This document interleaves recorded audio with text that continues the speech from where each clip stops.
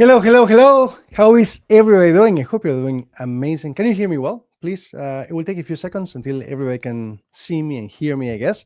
But I'd love to know if you can leave me something on the chat. There are a ton of questions for Dylan. We have an amazing episode today with someone who has been able to benefit big time.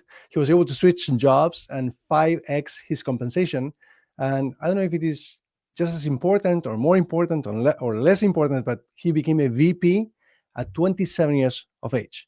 And I meet a lot of senior professionals who are in their 30s and their 40s, and they struggle to actually get the recognition, the role that they deserve, and the responsibilities and the title that they deserve, and the compensation as well.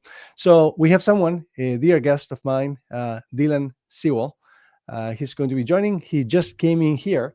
And we have a ton of questions in the comments, and I would love to actually share them with you. So I will be going through the comments and seeing what those questions are. But if you want to repeat your question as well, feel free to put it here in the comments so that I can actually show it on screen, and then we can ask Dylan any questions that you have. Okay. So without further ado, we have Dylan over here. Dylan, how are you? Hey, Brian. I'm doing great. How are you? Doing amazing. Thank you so much for joining. I appreciate you immensely. You know how much I appreciate you. Dylan, what's going on? You've come a very long way. When we met, how long ago was it? A few years ago? I think it was about 3.5 years ago now. 3.5 years ago. 2022. Wow. So right after the pandemic, seems like something way in the past, but it's only been a few years. And what's happened since then, or where were you at when you first found me? What was happening in your life with your career, with your job? Yeah, so I was at the time I took probably longer than most people to get through college. I was working while in school, paid my way through college. I worked a few different jobs, a few sales jobs, and I kind of broke into e-commerce a little bit, launching different Shopify websites and things like that. And I had started my own agency and had worked with a few different brands, but I wasn't making any like real money at the time, and a little bit here and there while I was in school.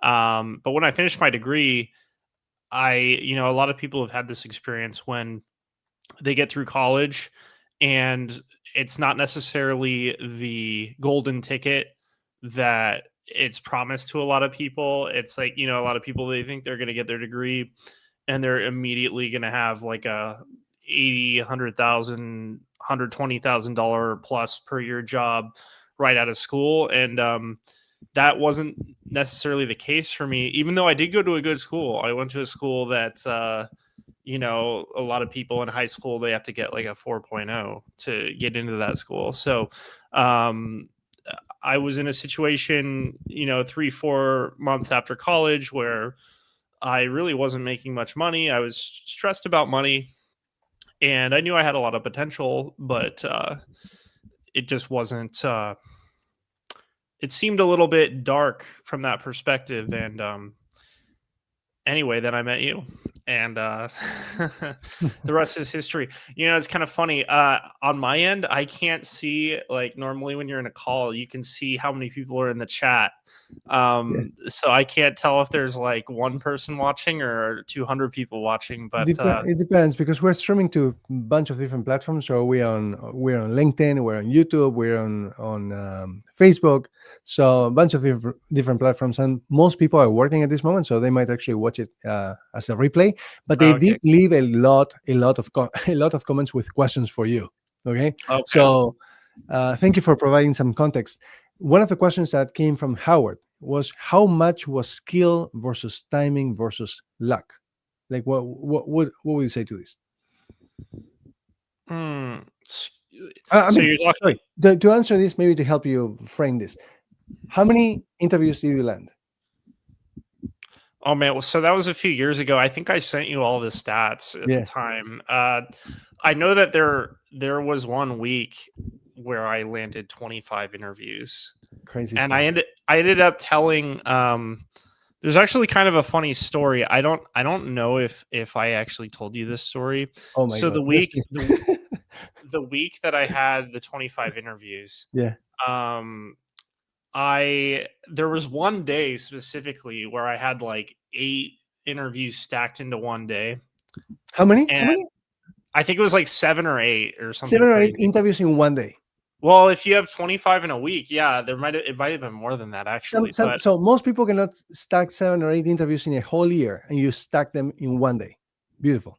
yeah, so it's like a funny story. The employers that I ended up going with, I had a call with them and then another big call like right after that. And so it was like literally normally you would want, at least a 15-minute buffer between interviews. I don't recommend doing them like totally back to back, by the way. Because if you end up with an interview that's going really well, then you're gonna you know what I'm saying, you're gonna miss the next one. So It's going to go over for sure, right? Because they schedule for 30, it goes for 45 or 1 hour. If they schedule for an hour, it goes for an hour and 15. So yeah, give yourself some yeah, buffer for sure. so the people I ended up going with, I had a call scheduled with the COO of that company, and it was going really well. And I think he forgot that it was only a 30-minute call. He thought it was like an hour call or something like that. And so he's hammering me with questions.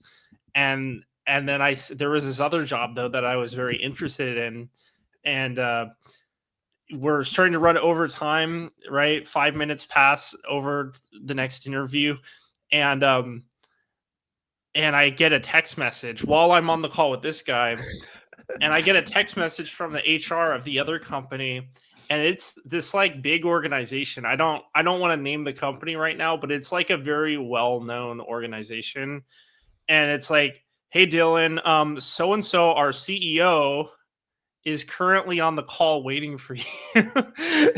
And so I guess the CEO of this other company is like literally on the call, like where the hell is this kid? Like, and so then I'm like, oh crap, like how do I balance this in a way that doesn't piss everyone off? And so then I'm like, hey man, to the guy I'm on the current call with, I'm like, hey, look, I have another call. I'm so sorry. Like I have to get off, but I'd love to continue this conversation. And he gets like red in the face, like he's a little upset, and he's like, "Okay, no problem." I'm like, "Okay, sorry, man. Okay, I gotta go." Then I go to the next call. No, wait. Just wait. Sorry. Hold that thought for a second. And this was the organization that ended up giving you the job offer? Yeah. Amazing. Okay. Yeah, So yeah. talk about reverse psychology, right? Like, like, hey, I mean, listen, I'm busy, right? Like a lot of people want me, right? So anyway, you were not bluffing. You were actually doing it for real. No, I was not bluffing. I would Yeah, not bluff that. That's yeah. like, you probably could lose a job. Oh, for sure. Yeah. Would not recommend that. But yeah, so then I hop on that call with the CEO, and he's like already pissed off. And they're like trying to convince me to move to Los Angeles. They're like, "Oh, the role is like 100% in LA," and I'm like trying to convince him. I'm like trying to convince him to let me stay. Where was I living? I was living like 3 hours north of LA at the time, but like I was trying to convince him, no, it's all good. I could do this remote. Trust me. Like I'm the most like, and he's like not having it. He's like, this kid's like 10 minutes late to the call, and he's trying to convince me to like he doesn't have to move in person. Yeah, no. And so that one didn't work out, needless to say. I don't think it was the right fit anyway, but so that was pretty funny. And then later that day, that evening, I was emailing with the guy who I ended up working with. And he's like, "Hey Dylan, I loved our conversation, even though you had to end the call early." And I was like, "Wait, just to clarify, like yeah, you went over like by half an hour. I didn't. Yeah, I gave you an extra like 20, 30 minutes or like whatever it was." And actually, it's funny. I thought he understood that. They still ended up hiring me, but literally like a year later, like it came up in conversation, and he was like, "Yeah, dude, you like left our call early. It was weird." And I was like, "Dude, no way." I like and I actually went back on my calendar. I looked through, because I actually told them that. I was like, I had like 25 interviews, multiple job offers. I chose you Yeah. guys. Well, it was more than 25, but like that week. And he's like, I don't believe you. I actually showed him my schedule of like all the companies I spoke with. But Yeah. anyway, that's a long story. But No, I loved it. Listen, for yeah, everybody watching right now, or if you're watching the replay, let me know if you watch the replay. I want you to know that. So I was waiting for Dylan to come right now. Like, we may have a similar situation here. So he comes. We didn't prepare this at all. We have no idea what we're going to talk about. I just want him to give you as much value and clarity as possible. And I'd love to do the same thing for you guys. You're looking to switch jobs. I want you to really, you know, make progress and be able to land the interviews and receive the job offers and understand what it is that you need to do differently. And we're planning an event that is starting next week, which I'll talk to you about in a moment, which is amazing, which is exactly what Dylan went through a few years ago. But I don't know exactly what Dylan is going to share. So I am fascinated by, as you can imagine, there are so many stories in 25 interviews. So some of them I haven't heard myself, but there are some that I will tell you in just a moment. Dylan, there's a question from someone. I don't know what your name is. Unfortunately, your LinkedIn has, and this is one of the things that we need to talk about as well. Dylan, you can speak to this because the role that you ended up landing as a VP, you didn't actually apply for the job. They found you. And that's actually a this, really good point. Yeah. what we're seeing here, you see how it says LinkedIn user over here? So Mhm. this profile is actually misconfigured on LinkedIn. So you want people to be able to see your name. You want people to be able to see your face. I mean, you might have a real reason as to, I don't know, if you're an FBI agent, CIA agent, you don't want anyone to know what you do. If there's a valid reason, sure, I understand why you might actually want to hide it.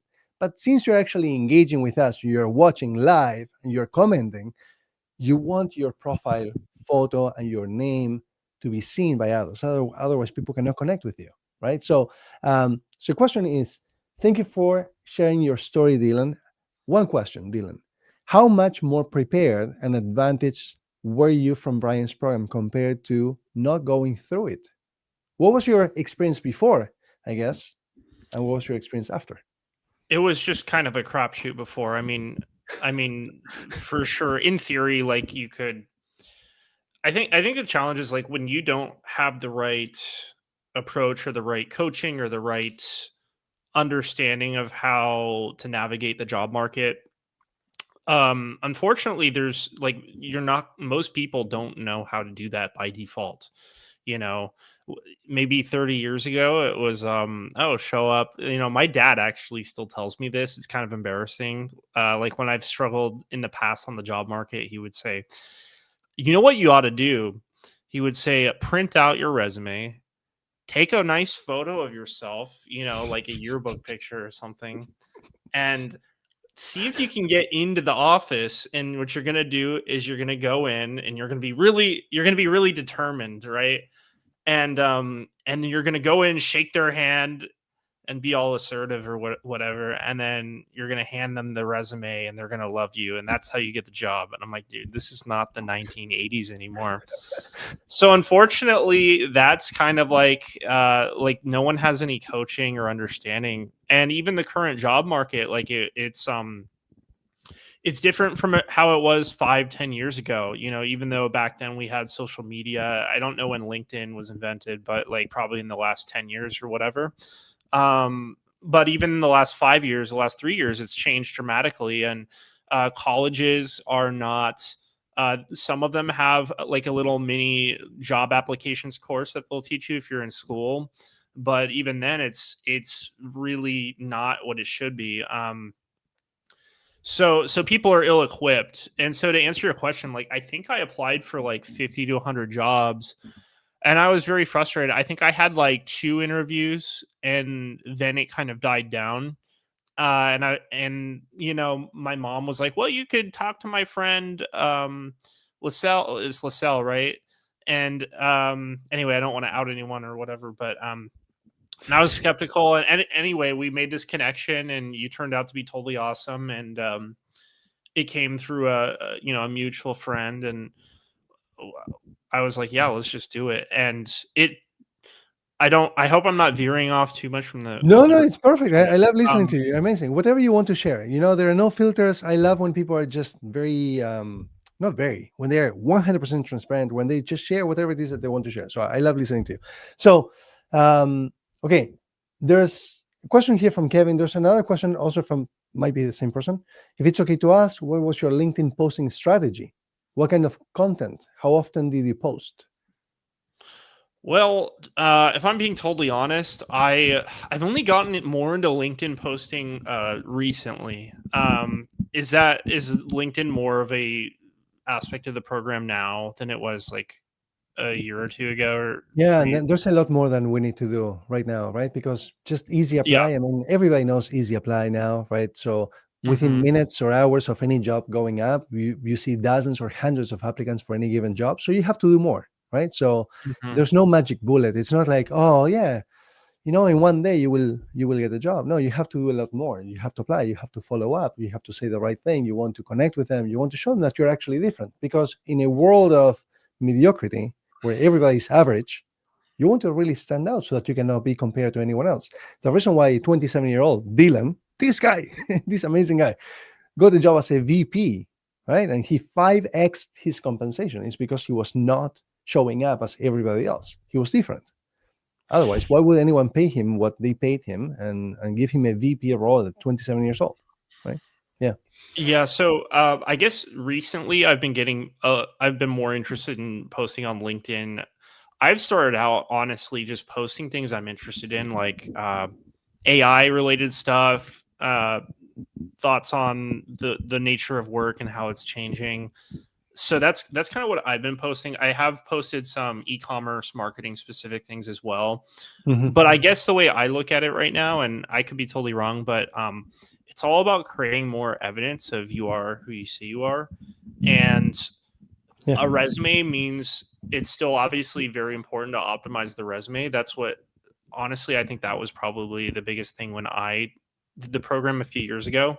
But I think one thing that's changed in the market is there's just more applicants in general. People apply from overseas. Um, Companies might be a little pickier right now, and so I think anything you can do, and again, this isn't gospel. I haven't spoken to Brian about this. I don't know if all of this is like integrated into the program or not. But I think anything you can do to create more pieces of evidence that you are who you say you are Yeah. is helpful. So if you have, I guess it totally depends on your career path. But if you're a graphic designer and you apply for a job and it's just like a resume, it's like, well, are they good? Like so posting your graphics on LinkedIn, right? Creating a Yeah. portfolio of some kind, creating a portfolio of it could be whatever you are, like a video editor, a software engineer, all these things. I think any more evidence you can create of the kind of work that you do is helpful. So that would be my thought on posting content. Absolutely. So here's the thing. You want employers to come. Think about this for everybody here watching. Okay, what's more powerful for you to reach out to someone for a career opportunity, for you to be applying, or for them to find you? Mm, Probably you know the answer, right? If they hmm. find you, they feel like, oh my God, I found this golden nugget in all this sea of applicants and users and content and so on. I found the one. I was talking to someone, I won't say the name because he's going through this right now. And he was like, I went through 400 profiles and I found yours.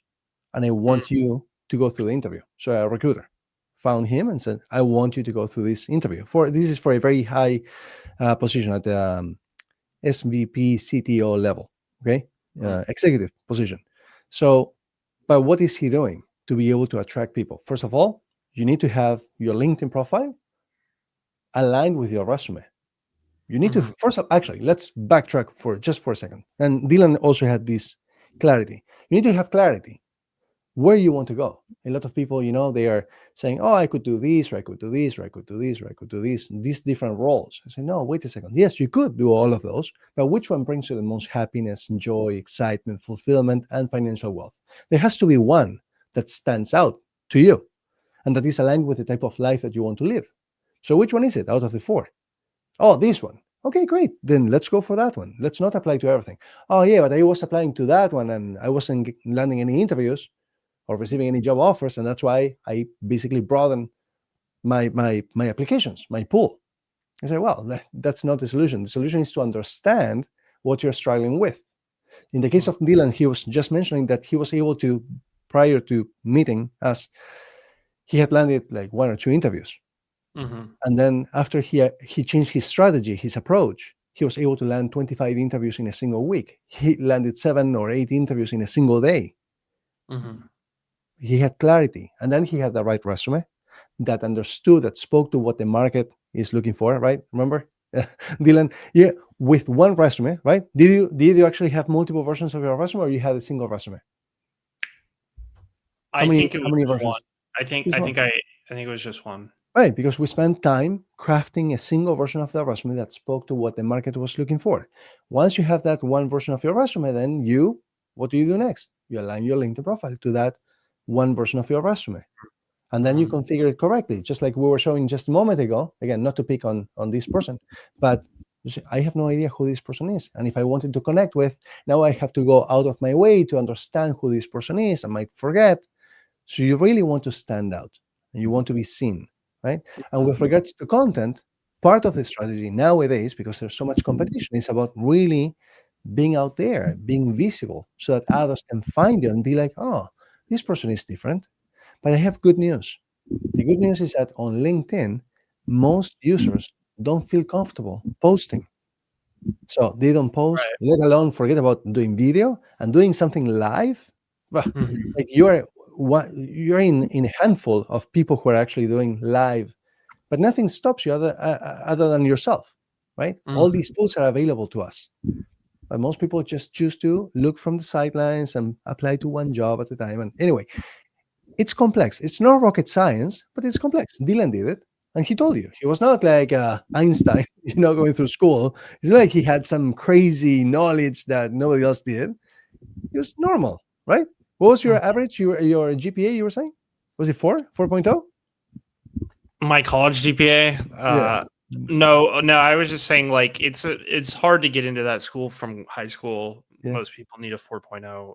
In college, my GPA was probably like 3.5 or something like that. Okay, so normal. Nothing Yeah, yeah. like, yeah, But yeah, I mean, I do get reached out to about once a week for new roles.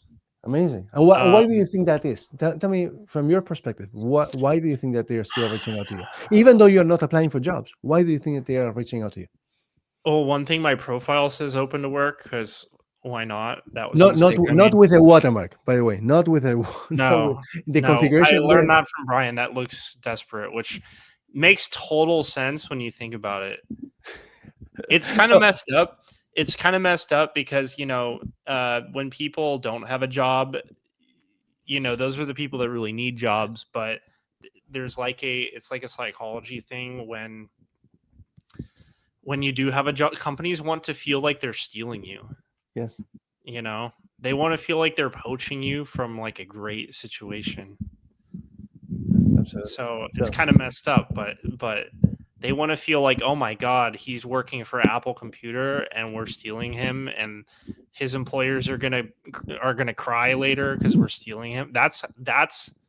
I'm not saying they're consciously feeling that way, but that's like the subconscious dialogue that's going on. the analogy that I typically use to describe this, to help people visualize this, is like a dealership. Have you ever seen a used car dealership? Right? They open the hood, or maybe they paint on the windshield and they say sale, and discount, and you have that type of experience. And then you have Rolls Royce or Ferraris. Have you ever seen a Ferrari or a Rolls Royce with a for sale sign and painted on the doors or on the windshield or with the hood open? No, why Yeah, not? Because a Rolls Royce doesn't need to be advertised. People want it. A Ferrari, the right. same thing. So you guys watching this, you're a Ferrari, you're a Rolls Royce. So make yourself look like one. The moment that you put the open to work, it's game over. Like, yes, there is a setting behind the scenes. If you want to configure things properly, you can use a setting behind the scenes to still show up for recruiters who are looking for someone like you. But do not put the open to work watermark. It doesn't help you. Makes you look desperate. Okay. Mm. There's a question here from Kevin. Kevin, great to see you. used to work with Kevin. Kevin, how long was the runway from starting with Brian to when these opportunities started coming your way? How long did it take? Do you remember? I mean, it's been like 3 years, something like that. I think that I joined your program in. I have a pretty good memory with dates. I think I joined in June 2025, Hmm. or I'm sorry, June 2022, and I landed a job offer, the one that I chose, in August. So it was Okay. 2 months, and Okay. at the time, we were doing our resume ourselves back then. I don't know how you're doing it now. If you might be doing it sometimes. So No, not that anymore. You know what? Not anymore. People, I don't let people do that anymore. Why? Well, I will explain in a second. Go ahead, and then I will explain in a second. Well, Okay. anyway, I was just saying that part took me. I was very meticulous with that part, so that part took me like 3 weeks at least. Mm-hmm. So just getting through the program before like really like seriously applying was like probably 3 to 4 weeks. So I Yeah. would say from when I was actually applying, it was like 4 to 6 weeks before I landed a job. So that was my experience. So I'm glad in a way that you brought it up because some time ago, let's say a year ago, we decided to actually stop having people write their own resumes. Just to Hmm. give a little bit of background, since you brought it up, why? I mean, most people who come to us, they are like, I just want to switch jobs. I mean, with my desired job conditions, I want to have options. I want to choose the right one for me. Awesome. People are really not interested in learning how to write their resumes. Eventually, yeah, maybe they are interested in learning to see what was that actually helped them land the 25 interviews or 7, 8 interviews in a single day. What is it? How did you do it? But not in the beginning when they are feeling like the pressure, because they were told that they're about to be laid off or Mm, because they're in a toxic environment or so on. Like they have so much weight on their shoulders. They just want to switch jobs. So one of the things that I realized was, and by the mm, way, there's some people who actually hate writing or they're right. not good at writing. So I was like, why are we still teaching people how to write their resumes? I was like, you know what? Why don't we stop with that? Why don't we actually write people's resumes ourselves? And in that way, we can also be more efficient. You can get to market much faster. And then we were able to shorten Right. that lead time instead of taking 3 4 weeks for you to actually write your own resume because people get dispersed, they get, there's so many notifications now and text messages and social media and so on. People get distracted. So why don't we do it? And in under 1 week, we give you your resume, your LinkedIn profile, and then all you need to prepare is your interview skills, your negotiation skills. We explain to you how not to shoot yourself on the foot so that when they ask you, hey, how much do you want to make or how much are you currently making, you say the right things to be able to actually command the compensation that you actually want and deserve, right? So that way we are able to get to market much faster. Within a week, you should be able to start applying for jobs as opposed to taking 3 to 4 weeks to get to market. So if you were to do this all over again today, this would actually take you 3 4 weeks total. I Okay. think that makes a lot of sense. I mean, in this market, speed is everything. So if you can Absolutely. shorten that in half, it makes a ton of sense. Wait, this guy just you don't know this, Dylan, and nobody knows this. This guy Mukasa Eric, amazing guy, amazing guy. He was able to increase his compensation by the way, how are you, Mukasa? I hope you're doing amazing. This guy was able to increase his compensation by, I'll tell you in 1 second. Hold on, because I need to do the math. Hold on 1 second. It was a crazy number. Okay. 15 times. Like imagine whatever your compensation is. Like if you're underpaid, this guy was severely underpaid. He increased his compensation 15 times. He just did exactly what I asked him to do, and he increases 15 times.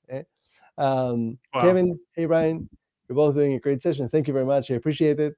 My story. Maybe one day we need to share your story, Mukasa. You're an amazing guy. I appreciate you so much. Thank you for always supporting me. Dylan, what else? With regards to, okay, you landed a ton of interviews, and then you told talk to us about the way that you showed up was not what your dad was advising you to do, which may have worked in the 1980s or earlier. Yeah. You changed your approach, and then hold on. Okay, a lot of people care about compensation. They care about really having the right job conditions. Ultimately, who cares about how many interviews, even though you landed 25 in a week and 7, 8 in a single day? And then you receive a job offer or actually multiple job offers, and you canceled some of these other job offers. But ultimately, people want to know, how do you get the right job conditions, right? And how do you avoid leaving money on the table? I want to ask you, Dylan, to see if you remember. Do you, do you remember how we negotiated that first job offer? I mean, the job that you actually ended up Yeah, accepting. Do you remember it? yeah. So What do you remember? Tell me what you remember. yeah, so I received an offer. I probably won't disclose the exact amount, Yeah. I received an offer that was okay, but not great. And I knew there were more offers coming from other companies in the next week, so I knew I had like the leverage there. Um, and basically, we were negotiating on how to go. I think it was like 20, 25, maybe up to it ended up being like 40% higher because of the bonuses I ended up getting and things like that. Um, and I think if I recall correctly, you were telling me, no, you have to wait or something like that. You were like, wait. And then Okay. we ended up waiting like way longer than you advised, like a Wait. Okay. full Let day me or fill something. in the blanks because I remember Yeah. I will take this story to my afterlife. I will come back and I will still tell this story, which was insane. So listen to this, guys. So Dylan gets the job offer. Okay. So all the people who work with us, they share their job offer. So we review them, we see if there's room. We do an assessment to see whether we should be negotiating hard or not, or how tactful we need to be with the offer based off the situation where people are. So anyway, I say to Dylan, okay, this is what we're going to do.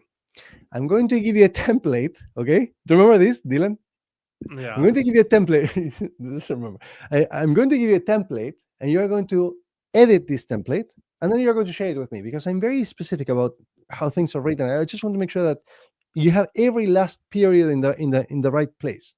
So anyway, Dylan, he says, okay, sounds good. He takes it away. He edits the template. He sends it back to me and say, okay, this is perfect. So anyway, we did wait longer because Dylan forgot to realize that the time zone, there was a time zone difference. So when I said that, hey, we need to send it at this specific time, he was thinking about his own time zone as opposed to the employer's time zone. Anyway, so we missed it by a few hours. And then he sends off this email. So it was an email. He sends off the email. And then shortly after, he sends me a message. Remember this on WhatsApp? So you sent me a message and you said, Brian, I'm thinking about calling the employer, calling my manager. Do you remember this? Yeah, it sounds. Are you saying I like panicked a little bit? Yes. That's probably Yes. something that did Yes. happen. Yeah.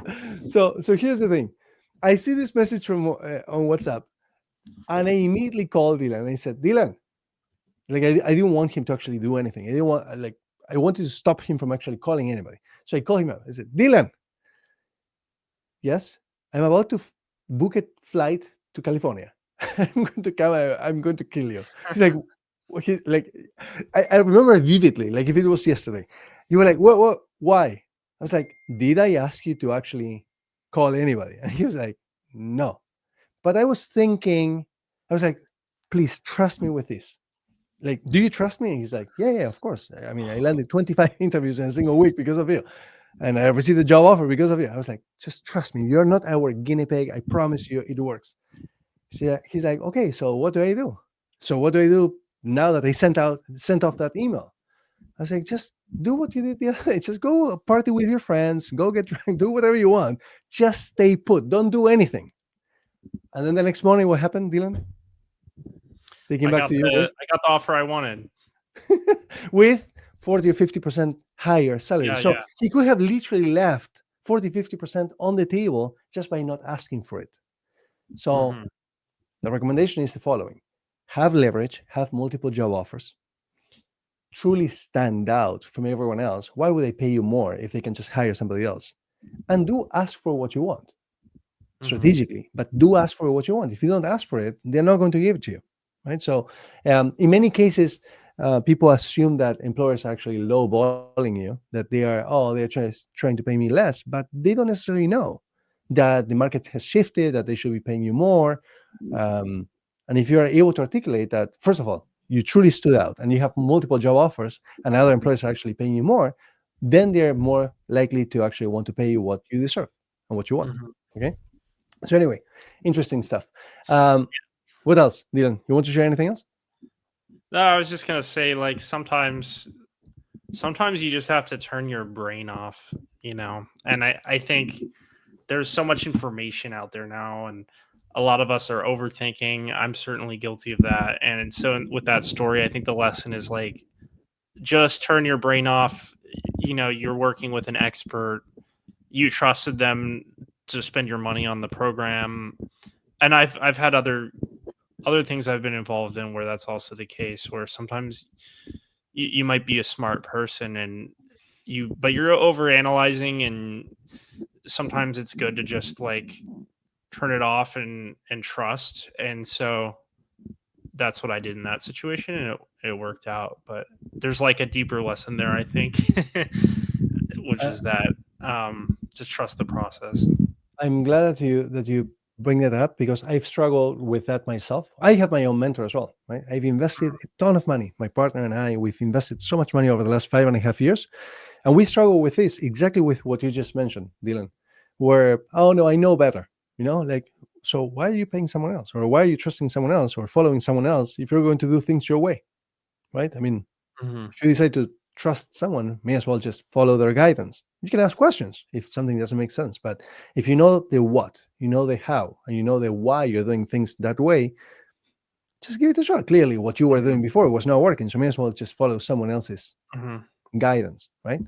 Um, I want to share with everyone what Dylan went through in more detail so that you can also start to get your feet wet and you start to understand in actual detail what it is that he did to be able to land so many interviews, to be able to receive so many job offers in such a short period of time, and to be able to negotiate and walk away with his desired job conditions. This coming week, we have um, it's an event that we've been working on for the last 8 months. We poured our hearts and souls into this. And this event, it's only limited to 100 people. Okay. You may have seen how many people are following me on LinkedIn, but I want to make sure that everybody has an amazing experience and we're able to dedicate so much time to be able to be there for them that everybody's able to benefit from this big time. So we're capping it to only 100 people. So the seats are actually going away quickly. And this is going to be an event where it's 1 hour per day with me live. I will be there live every single day, okay, Monday through Friday. And it's going to be at 8 p.m. Eastern, so 5 p.m.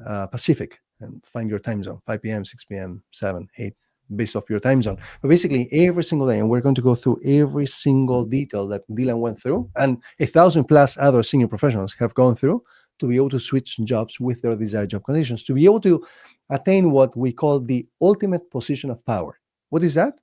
You happen to be employed. Now you have multiple job offers. Now you are in what we call the ultimate position of power. How to leverage, first of all, how to get into that ultimate position of power, and second of all, and most importantly, how to actually leverage that ultimate position of power to be able to have the job that you want with your desired job conditions. So we're starting this on Monday. Grab a seat. What do you think, Dylan? Looking back and having gone through what you have gone through, would you recommend anyone to actually go through this, knowing what you know about us? Yeah, 100%, 100%. It worked great for me, and I can't. I think this is the best. Brian's the best person in the world at helping people land jobs in this market. I appreciate it. So that's what I can say. It worked for me, and Brian's amazing. So I appreciate it. It's still working, by the way. It is. I don't know if it's going to work in 2, 3 years from now, but we will keep on adapting. But right now, it is still working. So if you are in a situation where, you know, you're in a job that it's toxic, or you're undervalued, under recognized, you don't have the responsibilities that you're looking for, you don't have work-life balance. We were interviewing Daniel. I don't know if you got a chance yesterday to see Daniel, for those of you here watching, but basically we were able to go from $120,000 to $238,000, but he also had a job offer for $483,000. But he chose work-life balance. He chose to be able to work remote. He chose to find fulfillment. So as much as we all love making money, there has to be some balance, right? Like, what's more important than money? Living the life that you want with your desired job conditions, right? Um, Being respected, being treated with dignity, with respect, with appreciation, with kindness, and having the job that you really want. that you look forward to every single day of the week, Mondays, Tuesdays, Wednesdays, Thursdays, Fridays. That I was in that situation as well myself, where I was always looking forward to the weekend because I was not in a place where I really loved what I was doing. I was not being compensated fairly for the value that I was providing. So you're not a tree, you're not a plant. If you're not in the right place, you have to move. And if you've been trying for a while and it's not working out, join us next week. We're going to go for 5 days, and you will walk away with the understanding of the strategy that Dylan has leveraged to be able to switch jobs and with his desired job conditions. Okay. Dylan, anything else? Any final remarks? I'd love to have you again in the future. This is not the first time we do this. It's been a while, but I'd love to have you sometime in the future again. And there are so many questions in the comments, by the way, in the comments of the post also. So I will flip them to Well, you and maybe, yeah. oh, sorry, you cut out for a second. Yeah, for anyone, feel free to reach out to either Dylan, myself, both. Just happy to point you in the right direction. But take action, help yourself. Maybe finish the year with a job that you actually want. Okay. Any final remarks? Anything else that you want to share? No, yeah, just if you have any questions, feel free to reach out. I've taken quite a few phone calls this year from people that are thinking about joining. And honestly, I don't work for Next Badge or for Brian. I just do these kinds of calls and interviews every once in a while just because I really believe in it. So I don't make any money at all from this, and I'm not trying to. I'm just here to say what I know helped me a lot. So, and because Brian's a friend, that's why I do it. There's no incentive for me to like tell you anything that hasn't been the case. All I can tell you Yeah, is what my experience was. I appreciate it immensely. And just to say how much he actually does care to pay it forward, to give back to society, to make sure that other people benefit and live the lives that they want to live. I called him once a few years ago after we saw success and we switched jobs and so on. I called him up, and I don't know if you remember, Dylan, you were at the gym. And I called him up and he was like, "Hey, what's up? I'm at the gym." I was like, "Do you want to jump on a LinkedIn Live?" He's like, "Now?" I was like, "Yeah." She's like, "Yeah, give me 5 minutes." So remember that one? So he's always Yeah, that always sounds happy, familiar. always happy to help and to pay it forward. So I appreciate it immensely, Dylan. Thank you for being here. And for everybody else, take action so that you can live the life that you want and you can start 2026 with a job and the job conditions that you really want. Okay. Dylan has done it. 1,000 plus other people have done it before you. We'll guide you next week. Okay. Switch jobs now and we'll start next week. Okay. All right. Thank you, Dylan. Thanks a Cheers. lot, guys. Thanks, Thanks, Brian. everybody. Cheers. Bye. Bye.